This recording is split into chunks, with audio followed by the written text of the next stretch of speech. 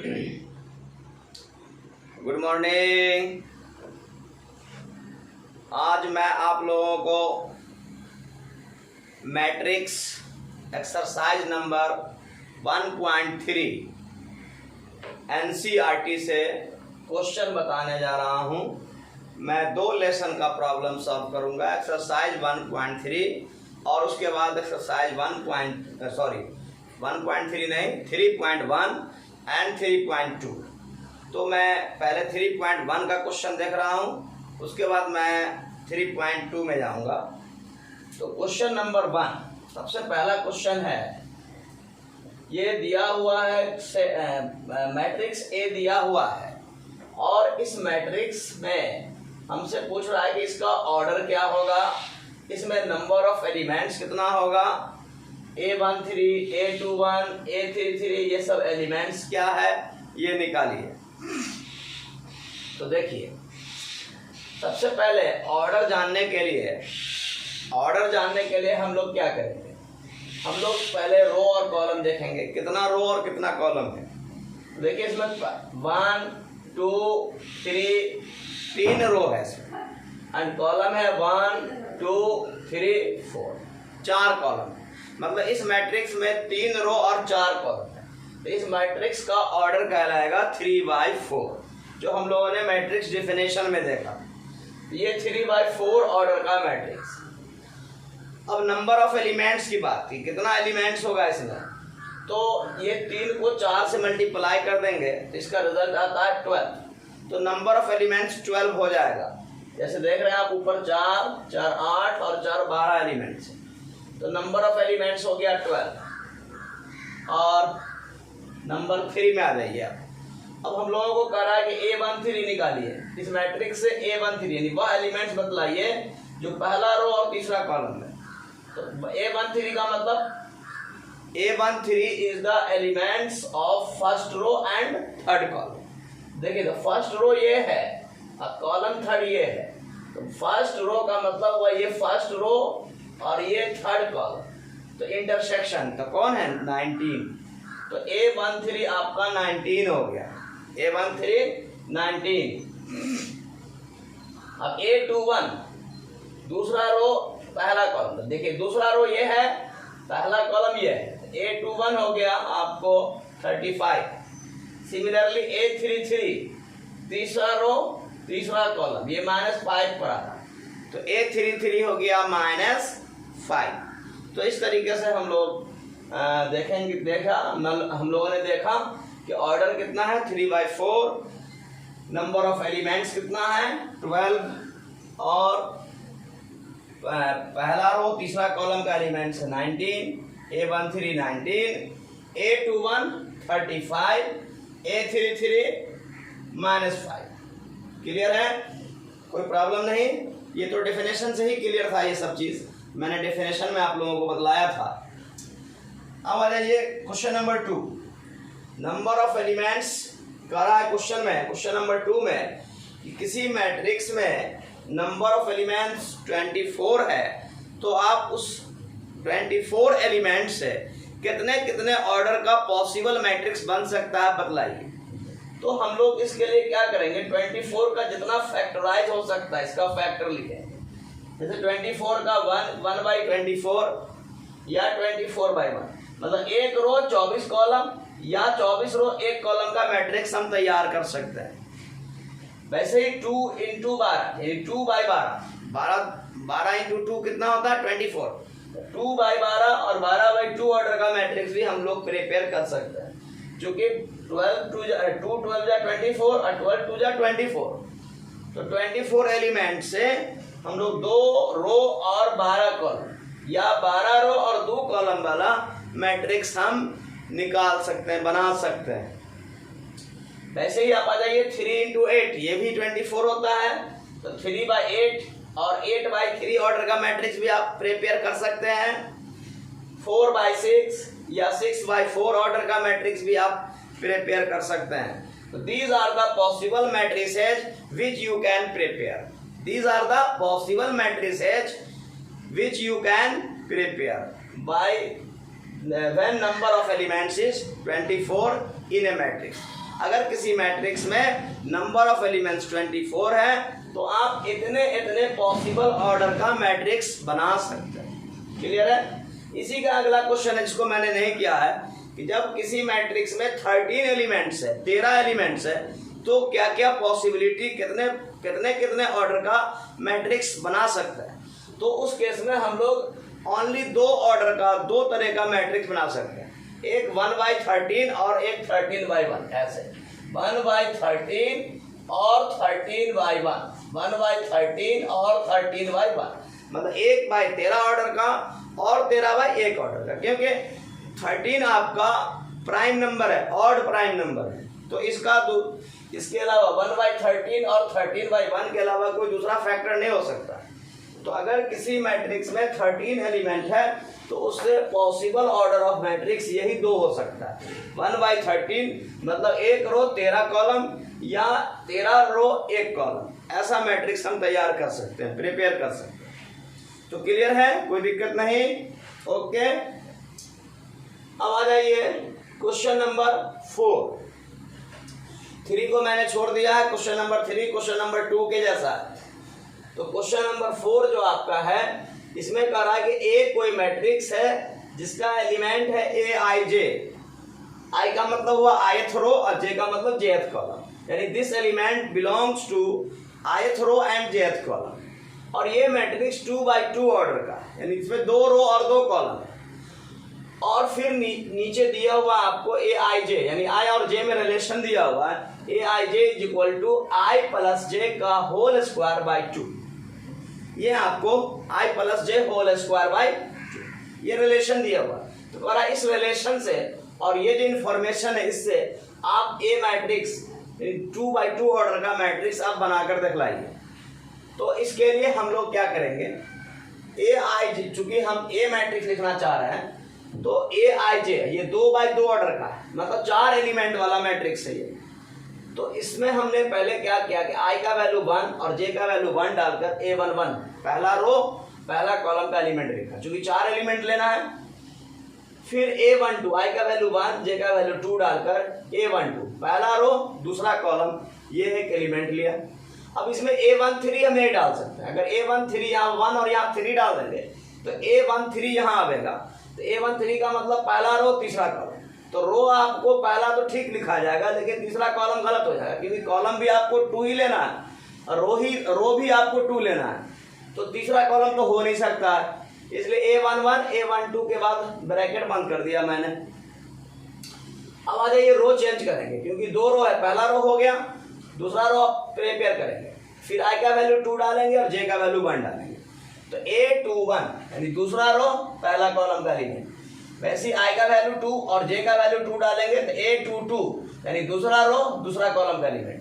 अब 2/2 ऑर्डर हो गया। अब a23 आप नहीं लिख सकते, क्योंकि a23 लिखेंगे तो दूसरा रो तीसरा कॉलम में चला जाएगा, तो दूसरा रो तो ठीक होगा लेकिन कॉलम नंबर 3 हमारे पास 2 ही कॉलम है।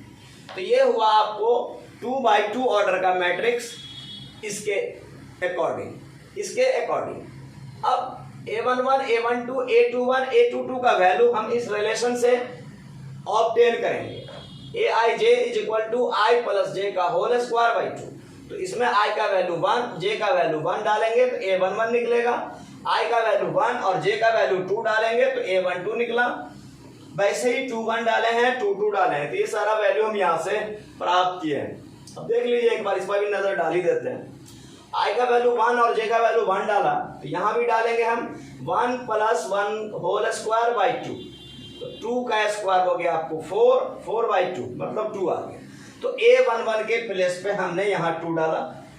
फिर वैसे a12, तो a12 यहाँ डालेंगे तो 1 प्लस 2 होल स्क्वायर बाई 2 मतलब 9/2।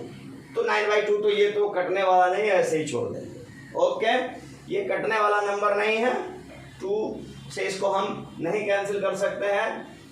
चलिए अब आ जाइए a21, ये a21, तो i के जगह पर 2 और j के प्लेस पे 1, तो 2 प्लस 1 होल स्क्वायर बाई 2, ये भी वही आ गया 9/2। वैसे ही आप 2 2 डाल दीजिए, तो a22 is equal to 2 plus 2 whole square by 2 मतलब ये 8 आ गया। अब इन सब एलिमेंट्स का वैल्यू, न्यूमेरिकल वैल्यू, A11 का वैल्यू, A12 का वैल्यू, A21, A22, इन वैल्यूज को यहाँ आप पुट कर दीजिए तो आपका रिक्वायर्ड मैट्रिक्स प्राप्त हो गया, ऑब्टेन हो गया 2x2 ऑर्डर का ये मैट्रिक्स। क्लियर है स्टूडेंट्स? आप लोगों को कोई प्रॉब्लम नहीं हो रहा है? तो ये आपने देखा क्वेश्चन नंबर 1, 2 एंड 4। अब मैं क्वेश्चन नंबर इससे आगे मैं देखने जा रहा हूं।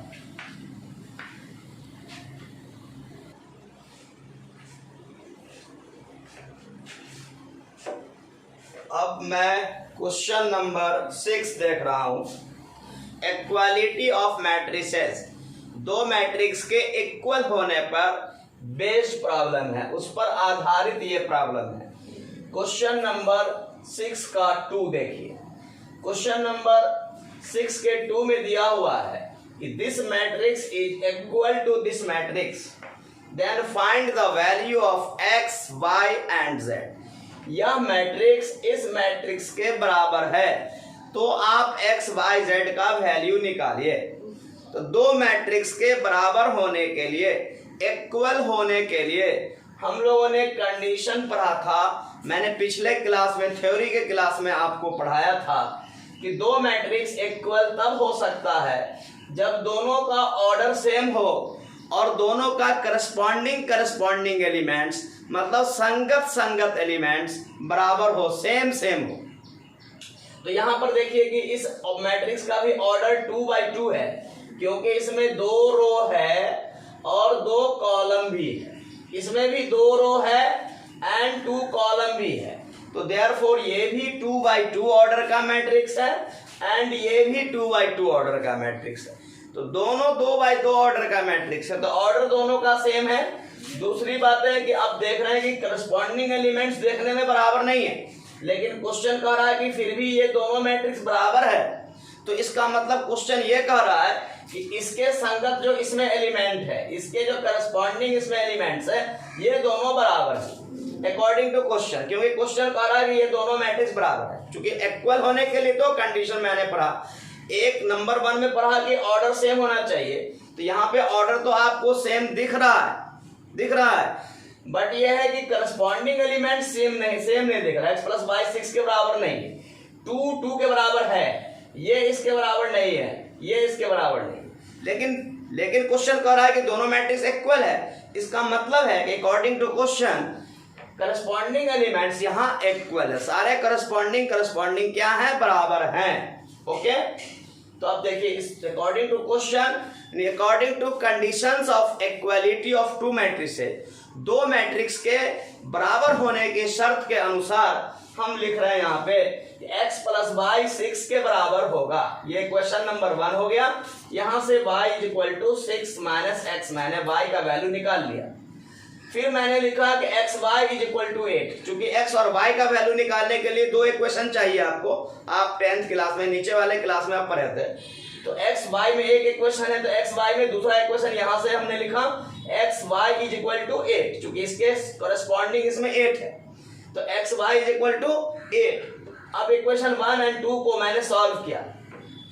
तो इक्वेशन 1 और 2 को मैंने सॉल्व कैसे किया? इसमें से y का वैल्यू निकाला, y = 6 - x यहाँ डाल दिया, और x × y = 8 में x, y = 8 में मैंने y के प्लेस पे y का ये वैल्यू डाल दिया। तो x × 6 - x = 8। इसको मैंने मल्टीप्लाई किया। तो मल्टीप्लाई करने के बाद आपको और फैक्टराइज करते हुए x² - 6x + 8 = 0, और इसको फिर आगे मैंने फैक्टराइज किया जैसे आप नीचे क्लास में आप करते थे। तो फैक्टराइज करने से x का 2 वैल्यू ऑब्टेन हुआ, x = 2 एंड x = 4। अब जब x का वैल्यू 2 हम यहाँ डालेंगे तो 6 - 2 y का वैल्यू 4 आएगा, और x का वैल्यू 4 यहाँ हम पुट करते हैं तो y का वैल्यू 2 निकलता है। तो इस तरीके से x का वैल्यू, x एंड y का वैल्यू निकल गया। x का वैल्यू 2 तो y का वैल्यू 4, और x का वैल्यू 4 तो y का वैल्यू 2। अब तीसरा z रह गया। तो z तो अब बहुत आसान है z निकालना, 5 + z = 5। क्योंकि इसके करस्पॉन्डिंग इसमें 5 है, तो 5 + z = 5 लिख दिया मैंने। और यहाँ से 5 और 5 आपका कैंसिल हो गया, तो z इज इक्वल टू 0। तो आपने देखा x, y एंड z का वैल्यू मैंने निकाला, और ऐसे ही आपको 6 का 1 है, 2 है, 3 है। इसके बावजूद 1, 2, 3 सब एक जैसे बनेगा, लेकिन मैंने क्वेश्चन नंबर 6 का 2 भी कर दिया आपको, सॉरी ये 2 है, 3 है, क्वेश्चन नंबर 6 का ये 3 है। तो क्वेश्चन नंबर 6 का 1, 2 और 3 भी मैंने देख दिया है कि आप लोगों को कोई प्रॉब्लम नहीं रह जाए। इसमें भी वैसे ही करना बाबा कि x, देखिए इसमें ये जो कितने ऑर्डर का मैट्रिक्स है, 1, 2, 3 रो है, इसमें कॉलम एक ही है, 3x1 ऑर्डर का है। ये भी 1, 2, 3 रो है और एक कॉलम है, ये भी 3x1 ऑर्डर का है। तो दोनों का ऑर्डर सेम है, तो करस्पॉन्डिंग एलिमेंट्स को बराबर कर देते हैं, चूंकि इक्वल मैट्रिक्स है। According to question this two matrices are equal, therefore x plus y plus z is equal to, मैंने 9 लिखा, x plus z is equal to 5, y plus z is equal to 7। Equation 1, 2 and 3। अब इसको आप solve कर लीजिए। अब solve अपने अपने हिसाब से आप कर सकते हैं, बहुत कई तरीके से आप इसको सॉल्व कर सकते हैं। तो मैंने क्या किया है कि इक्वेशन 1 में से इक्वेशन 2 घटा दिया, तो x और z आपका कैंसिल हो गया, y is equal to 9 minus 5 4 हो गया। फिर इक्वेशन 1 में से मैंने 3 घटा दिया है, सब्ट्रैक्ट किया है, तो इक्वेशन 1 माइनस इक्वेशन 3, तो आपको यहाँ y एंड z कैंसिल हो गया, x इज इक्वल टू हो गया 9 माइनस 7 2, तो x एंड y निकल गया। x y में से दोनों में से किसी एक का वैल्यू या तो इक्वेशन 2 में डाल दीजिए या इक्वेशन 3 में डाल दीजिए, या x y दोनों का वैल्यू आप इक्वेशन 1 में डाल दें। तो मैंने यहाँ पे क्या, putting x is equal to 2 in equation 1, sorry equation 1 में नहीं डालना था, इक्वेशन 1 नहीं होगा, इक्वेशन 2, x का वैल्यू 2 मैंने इक्वेशन 2 में पुट कर दिया, तो ये हो गया 2, तो z is equal to 5 minus x, z is equal to 5 minus x, 5 minus x के प्लेस पे मैंने 2 लिखा, तो 5 माइनस 2, तो 5 माइनस 2 होता है 3, तो यह आंसर हो गया। क्लियर है? किसी को किसी तरीके का कोई प्रॉब्लम नहीं। अब मैं इसके बाद अगला क्वेश्चन मैं देख रहा हूं।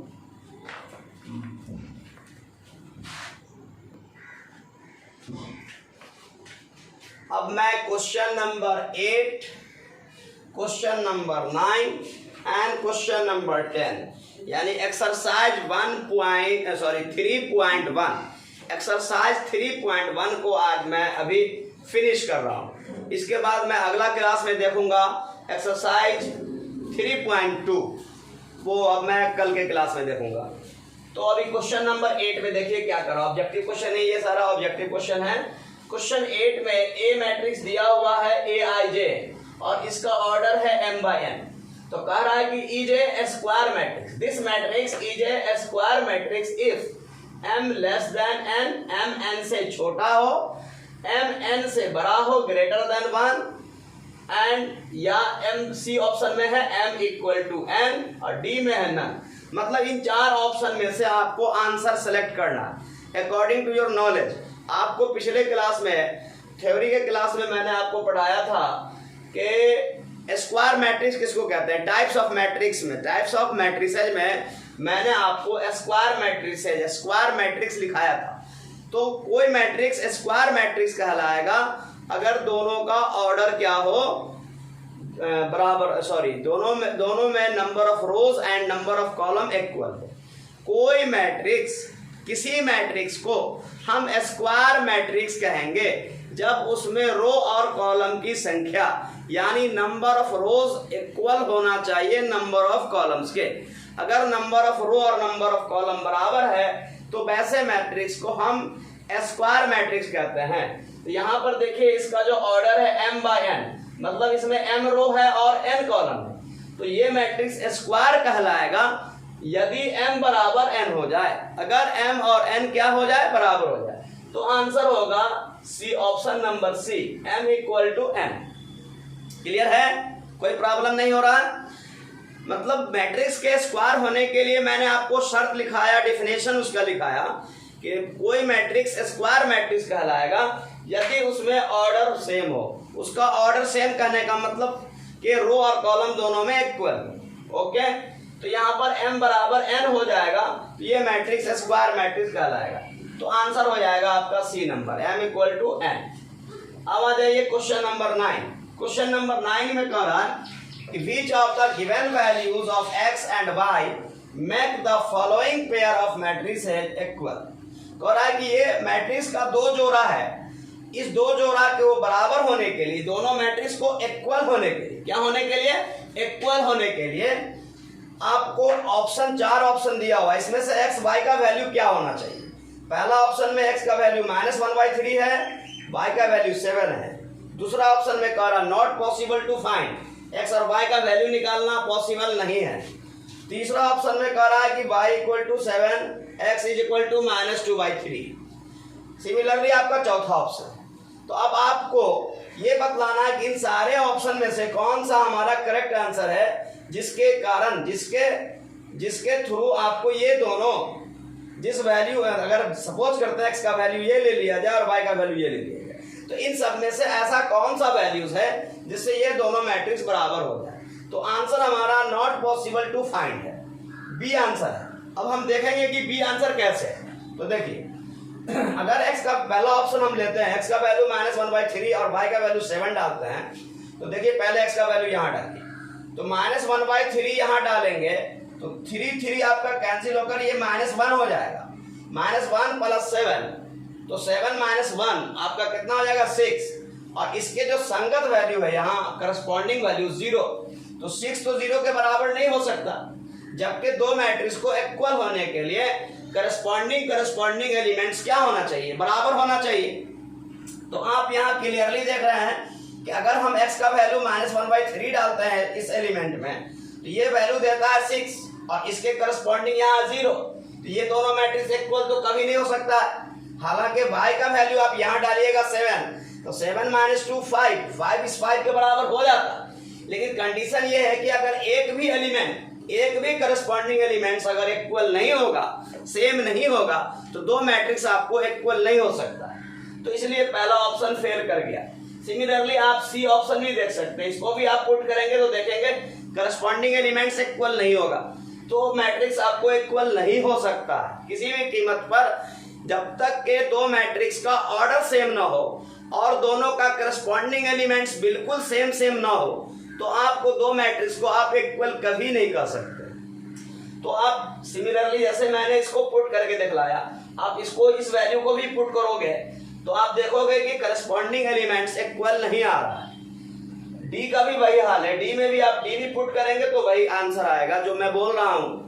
तो इसलिए आपका आंसर बचता है, आपका जो आप अगला ऑप्शन जो आपको बच रहा है वो यही बच रहा है, नॉट पॉसिबल टू फाइंड। मतलब इनमें से कोई भी x और y का वैल्यू ऐसा नहीं है जो आपको दोनों के करस्पॉन्डिंग एलिमेंट्स को सेम कर दे। तो देयरफॉर इस दोनों मैट्रिक्स को इक्वल होने के लिए हम x और y का वैल्यू ऑब्टेन नहीं कर सकते, not possible to find. Okay, तो ये हो गया आपका क्वेश्चन नंबर 9। किसी को कोई प्रॉब्लम नहीं। अब लास्ट आप देखिए क्वेश्चन नंबर 10, इस लेसन का लास्ट क्वेश्चन।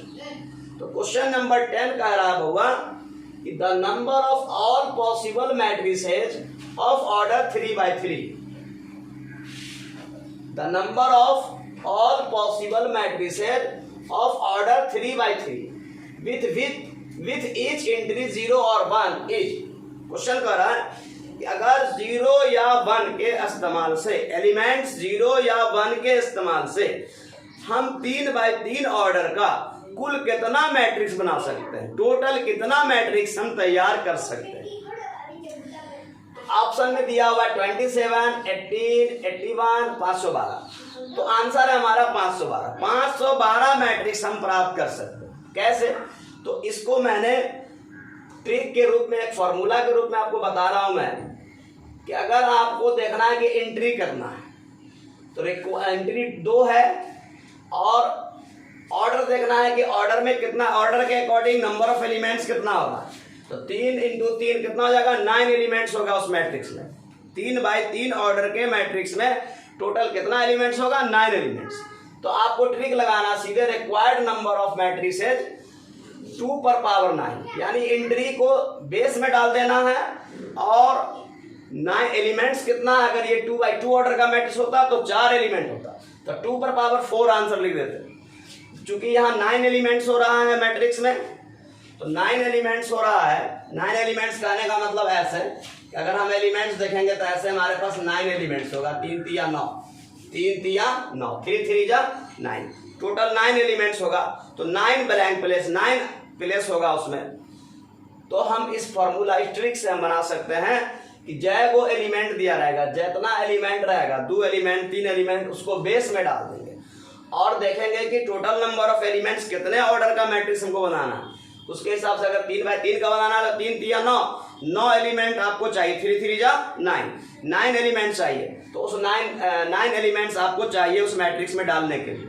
तो हम बेस में रख देंगे एंट्री को, इस दोनों एलिमेंट को, जिससे मैट्रिक्स आपको बनाना है।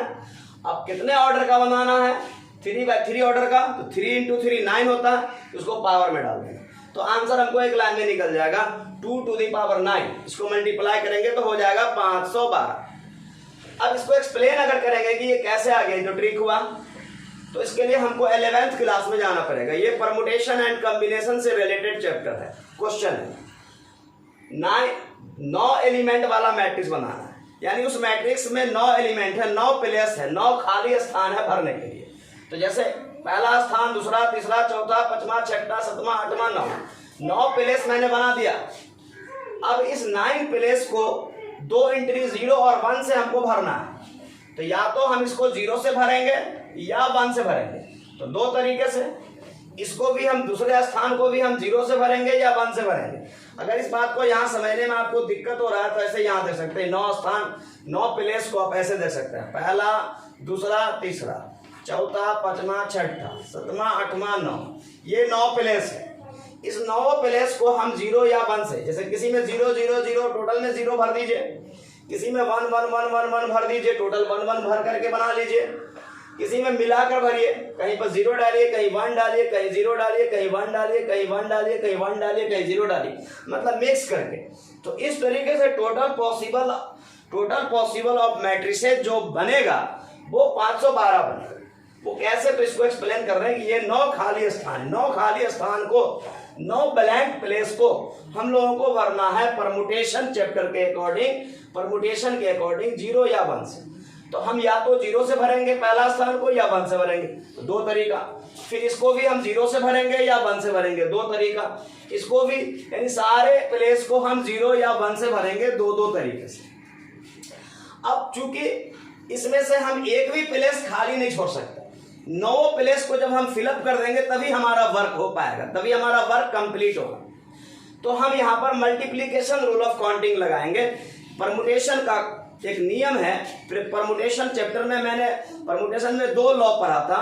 परमुटेशन में पढ़ा था multiplication rule of counting, 2 rule था, और एक एडिशन रूल ऑफ काउंटिंग। तो जब मान लो कि 3-4 वर्क करना है आपको, और उन सारे वर्क को कर लेने के बाद ही आपका कोई काम कंप्लीट होता है, तो वहां पर मल्टीप्लिकेशन रूल लगाया जाता है। तो यहाँ पर समझिए 9 प्लेस को आपको फिलअप करना, भरना। इस 9 स्थानों में से किसी भी एक स्थान को, किसी भी एक प्लेस को आप अगर खाली छोड़ देंगे, नहीं भरेंगे, तो आपका काम कंप्लीट नहीं माना जाएगा। तो चूंकि 9 काम, ये समझिए 9 स्थान को भरना मतलब 9 काम करना, तो 9 काम को अगर आप कंप्लीट कर लेते हैं तभी आपका वर्क कंप्लीट हो पाएगा। तो उस केस में मल्टीप्लिकेशन रूल ऑफ काउंटिंग लगाया जाता है। तो according to multiplication rule of counting, इन सारे रूल को, मतलब इसको भरने का 2 रूल, इसको भरने का 2 तरीका, इसको भरने का 2 तरीका, सारे को भरने का 2 तरीका। तो इन सारे तरीका को हम क्या करेंगे, मल्टीप्लाई कर देंगे, 2 इंटू 2 इंटू 2 इंटू 2। तो कितना बार मल्टीप्लाई होगा, 9 बार मल्टीप्लाई होगा, 9 टाइम्स या 9 टर्म्स। तो 2 2 जा 4, मतलब 2 स्क्वायर, 2 पर पावर क्यू, ऐसे करते हुए 2 टू दी पावर 9 हो जाएगा। तो 2 टू दी पावर 9 का मतलब हो जाता है 512। तो इस तरीके से क्वेश्चन नंबर 10 मैंने कंप्लीट कर दिया। अगर आप लोगों को इसके बावजूद कोई प्रॉब्लम हो, किसी तरीके का दिक्कत हो, तो आप हमारे कमेंट बॉक्स में ज़रूर कमेंट कीजिए, हमें आपके कमेंट का इंतज़ार रहता है। चलिए, तब तक के लिए थैंक्स। फिर अगले क्लास में हम लोग अगला लेसन लेकर प्रेजेंट होंगे।